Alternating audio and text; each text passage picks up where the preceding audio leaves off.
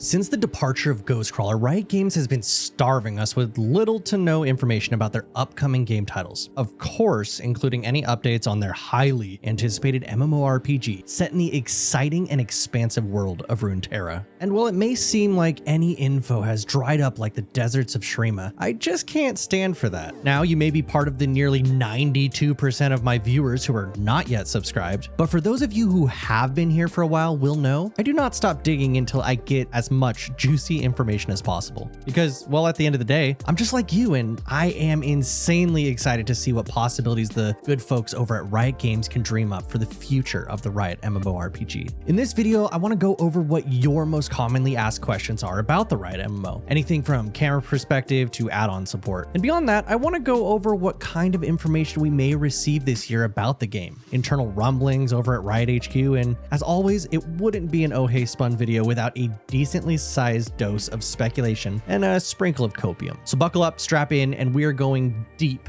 in this one. First up on today's list is the interesting fact that our good friend and lore master Necrit spent the past week interviewing and trolling various development teams at the Riot Games HQ in Los Angeles. Now, of course, my inbox was immediately flooded with, "Oh my god, Riot MMO, Necrit is at HQ, he's playtesting the MMO, etc, etc." To which I was immediately skeptical because, well, we've been hurt far too many times at this point. So I chalked it up to some new league release or something else completely unrelated to the MMO. And I was right. Mostly. A new Darkin champion for League was leaked, and we have a new TFT set, and really Riot Games seems very hard at work on their current titles. So I kind of thought that was it, until one of my Discord mods dropped a clip from Necrit's livestream where he had this to say. I have an NDA signed, so I literally can't say more than what I'm gonna say, alright? I literally cannot say more. I did an interview with the Riot MMO team. Now, we'd be guessing if we could say anything that may be contained in this interview. I mean, even Necrit cannot say anything, and it'd be crazy to even speculate on what the interview contains, but what we can discuss is that the Riot MMO team is willing to talk and discuss the game on some level at least. Whether that's just a simple, "it's going good," or "we have a long road ahead of us," I think is fine, but if they were worried about the game not succeeding or potentially being canceled, I don't think they would be willing to have any conversations about it, at least until it was either fixed or officially canceled. Either way, I'm excited to see this interview surface as soon as possible and discuss it with all of you. Next up, I wanted to kind of change gears quickly just for a second, and trust me, I'm going to bring it all back, but I wanted to discuss Project T. The team has been dead silent since I broke this story that they were even working on an MMO FPS back in February, but this week they did have a few in-person meetups at the Riot HQ where they celebrated something. In fact, it was so secretive to the point that they even had to edit their cakes on their Twitter posts. Now, I know this isn't necessarily regarding the Riot MMORPG, but I think it's important to note that Riot has been opening up again. And there is a lot of movement going on at HQ, which I think, and put your copium hats on with me for a second, hints at something big coming soon.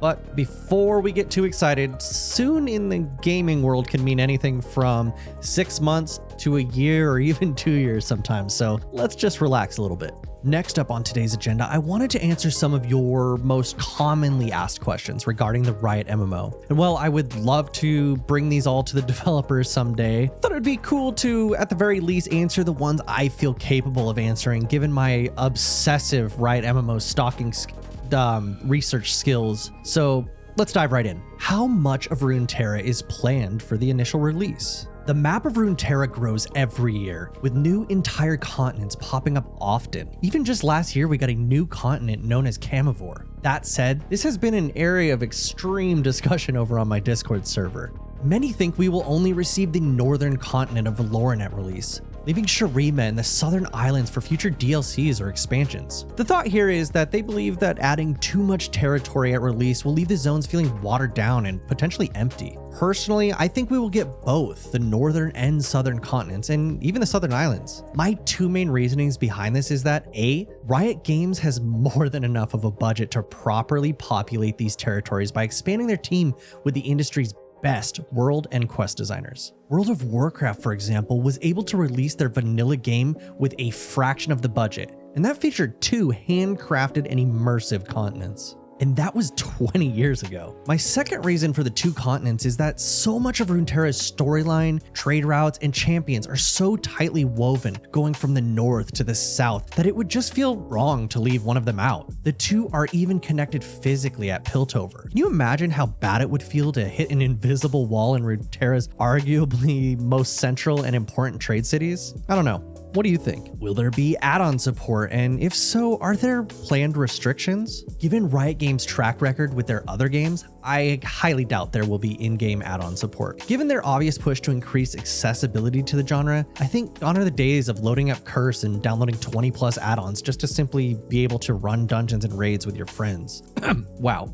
That said though, Riot has never made an MMORPG before, and as many of us know, MMOs can be incredibly complex and need extensive tools for the player base. And that's why Riot Games has hired some of the industry's strongest developers for UI and UX, hopefully adding all of that functionality that you may be looking for directly into the base game's UI. I do, however, think they may provide us with an extensive API for web-based applications that could potentially be used for external web tools.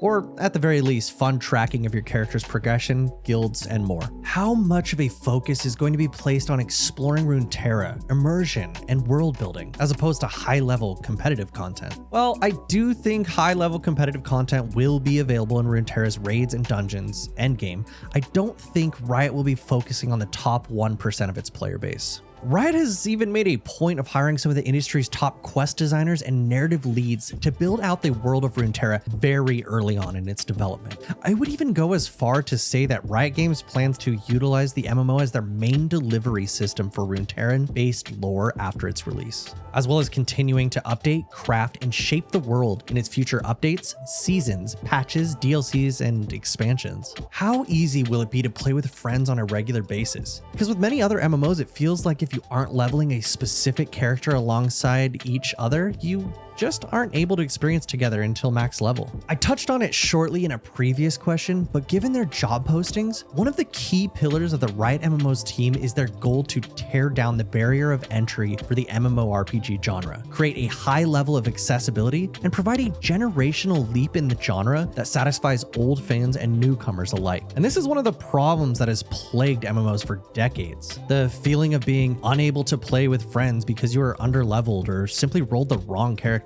Riot Games has broken down this barrier for the MOBA and tactical FPS genres, so I don't see why they couldn't do it for the MMORPG as well. What type of combat will the Riot MMO have, and what about the camera perspective? At this point, we can pretty much 100% confirm that the Riot Games MMORPG will in fact be action combat, and I think most likely will be third person as well. That said, I don't think it will be like anything we have experienced in any other MMORPG that has even attempted action combat previously. The team has even gone so far as to say that combat in MMOs is really lacking, but it's something that they believe Riot is specifically capable of tackling.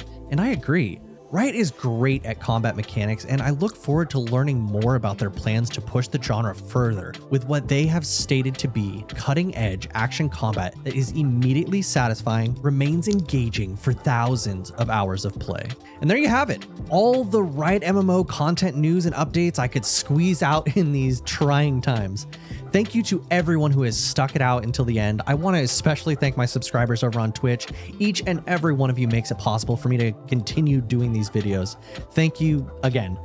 As always, I look forward to chatting with you all down in the comments and reporting on this Necrit interview when and I guess if it drops. But, with all that said, my name is Spun, and I will see you all in the next video. Peace.